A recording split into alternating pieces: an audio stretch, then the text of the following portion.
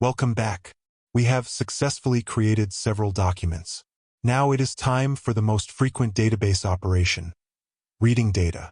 In MongoDB, this is handled primarily by two methods, find_1 and find. 1.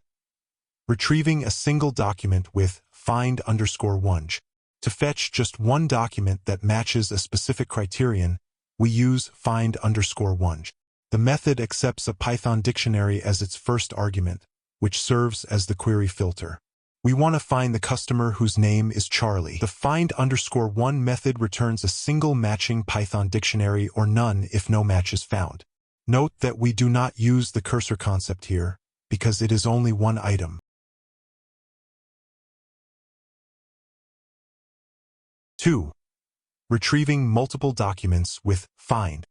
To retrieve all documents that match a filter, we use the find method. This method returns a cursor object. To get the data, we must iterate over the cursor similar to PostgreSQL, or convert it to a list. The query dictionary is active:true. The find method gives us the cursor, cuz_cursor, which we iterate over using a for loop to process each document. 3. Retrieving all documents. To get every document in the collection, simply call the find method without any arguments. This is the MongoDB equivalent of select star from table in SQL. We call collection.find parenthesis.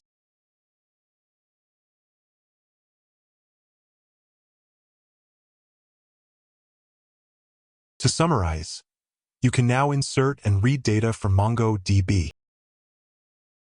Our next lecture 30.09. Update. See you there.